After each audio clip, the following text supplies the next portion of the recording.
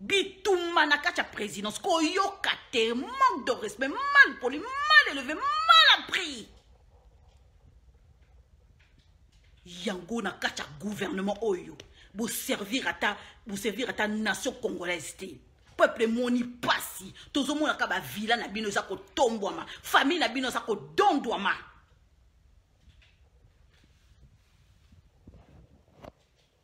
Bozo ko peuple congolais so ko finga président Félix Tshisekedi. Président zako finga ma. Bozo pesa ba occasion na ba Sonia Rollet na ba Belgique ba libéraux belge ba finga président Félix Tshisekedi. Nicolas ba conseiller Tchanana. O ba ri ba chômeur na kacha poto. Ba tout moko ba zanga vision. Na lobia mo na ko oké na nulle part. Mboka neza ya ngai ya yo ya tout le monde. Ba benjo pembeni sepela. Zongisa matondi. Oyebi ko servir la nation congolaise. Bata tchanana, ba conseiller moko tchanana boko longwa. Lelo na ana kanda na bino to sambwe, to fingami, batu ba kufi di corona bino, li bumu d'abord. Ba conseiller moko tchanana. To lingi ba conseiller wana susute. Ngai na ba kobeta c'était je m'en fous de votre poste. Nako loba, j'ai besoin de mon peuple. Nous avons besoin de poste teint. Ce qui est comme ma bezali koloba. Il faut que loba tout le monde tous les jours. Mais ça suffit à la fin. To lembi makambouana. Eh, Bonico. Les inconscients. Ba mi kolomoko ya tchanana ba kolate. Bozo yo ki sa bata diaspora Sony.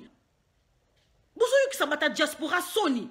Ba vrai diaspora o ba tikali tango bango ba koya ko sala na kacha ya Congo ba ko finga siko bango parce que bino bo yokisi ba tusoni hein bo yokisi ba tusoni baso ko bela e ba diaspora na nzoka nde bazala ka boyi ba ta diaspora ba yokisi ba tusoni to yoki soni kaka ba ta diaspora ko bunda na kacha présidence wana Nicolas Bassi na lobiango lelo Nicolas Bassi. Basa batu boso bima na bango. Koboto la basi batu. Ba mona bino na ba bar. Na ba voiture à présidence. Pour ba mona ke mati vu. Osa discrété.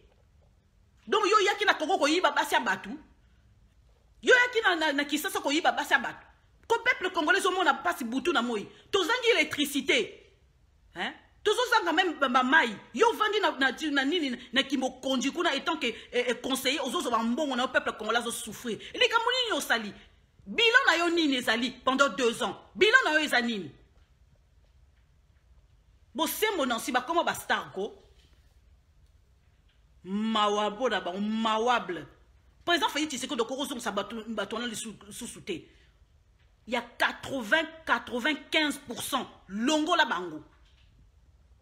Ba conseiller au basakena longo la bango Charles obi ke ba sucer mbongo ba congolais ba bendi mbongo ba congolais peuple a souffrir bazo bois ke la biso ba miette après loba ke mama disait il lobela ngai mama disait il lobela na lobelo yo ndo zanani na lobela peuple congolais na ngate ndenga zo souffrir butu na moi to lingi électricité kota na kati ya Congo mobimba au fin kuna na nini na bumba kuna bazwa moi électricité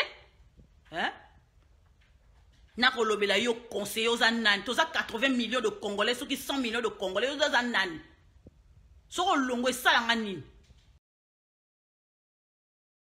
message il y a commandant suprême les arrêts suprêmes dans 3 grands points il y a les bossos les mission il y a par beste oyo constitution après ça pour la biso base il y a ko bonla ekolo il y a ko batela mindelo na yango nyonso c'est-à-dire la frontière na 3 provinces oyo ya biso ya kobatela bana mboka na biloko na bango ndenge tozokenda suka ya mbula bafete minene oyo mibale ezali fete ya bonane na fete ya noel mokonzi ya mapinga ayebisaki biso ke alingi population na ye ezala na fete na quiétude, na sécurité totale, na tranquillité, sans tracasserie et sans criminalité. Bainstruction oyo tozwaki ya échelon supérieur, alerte ebandaki le 10 décembre ekosuka le 10 janvier 2021. Il faut tozala na mosala tokengela population ya bioko na réunion oyo tosalaki lobi nayokaki ke non kuna babandi lisusu baacte ya sabotage, baacte ya criminalité ya kodestabilize population. Eza nde devoir na biso mpo sécurité ezala na mboka. Deuxième point oyo mokonzi ya mboka alobeli eza ya politisme ya arme. Tolobaka yango mikolo nyonso, arme na biso FARDC ezalaka arme apolitique. Biso basoda tosalaka politike te, tokotaka na makambo ya politike te. FARDC c'est une armée apolitique. Voilà. Bienvenue à la télévision rwandaise dans cette émission spéciale où nous sommes à Kigali Convention Center dans le cadre du forum Africa CEO Forum ou encore le forum des chefs d'entreprise sur le continent africain. À la présentation, je suis Eddy Sabiti. J'ai tout le plaisir et surtout l'honneur d'accueillir dans nos studios de circonstance Son Excellence, le président de la République démocratique du Congo, Monsieur Félix Tshisekedi Antoine. Monsieur le Président, bienvenue à la télévision rwandaise et surtout bienvenue au Rwanda. Peut-être bien avant de plonger dans le vif d'un sujet, ça fait 2 jours que vous êtes là. Quelles sont vos impressions d'abord du pays pour les 2 jours que vous venez de passer au Rwanda? Merci. J'ai d'excellentes impressions parce que la dernière fois et la première que j'étais venu ici au Rwanda, c'est il y a 16 ans maintenant, en 2003.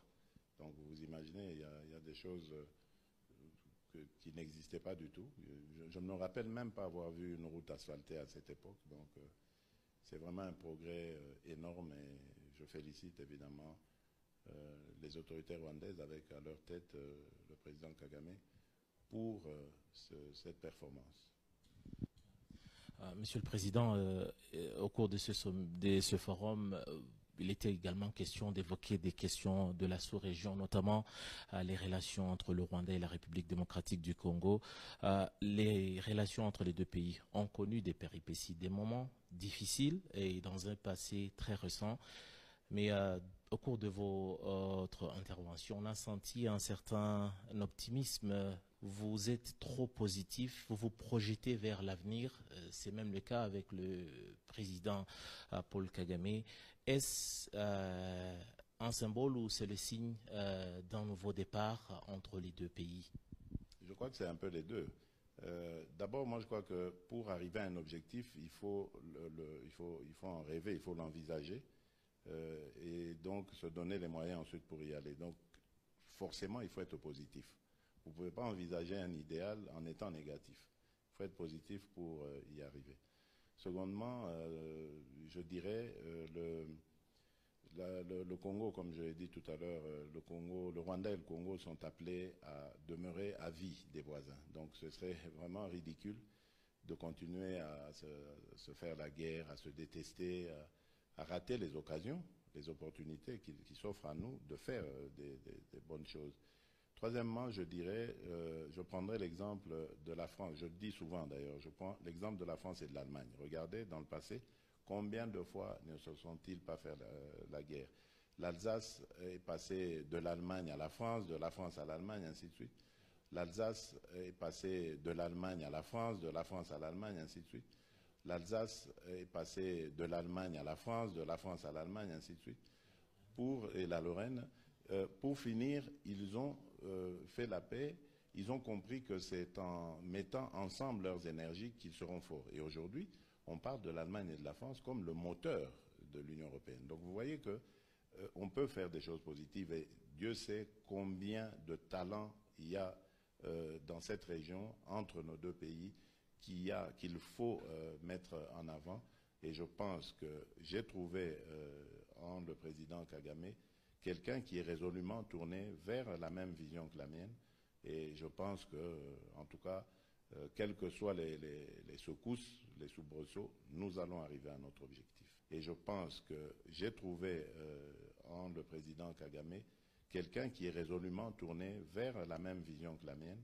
Et je pense que, en tout cas, quelles que soient les secousses, les soubresauts, nous allons arriver à notre objectif.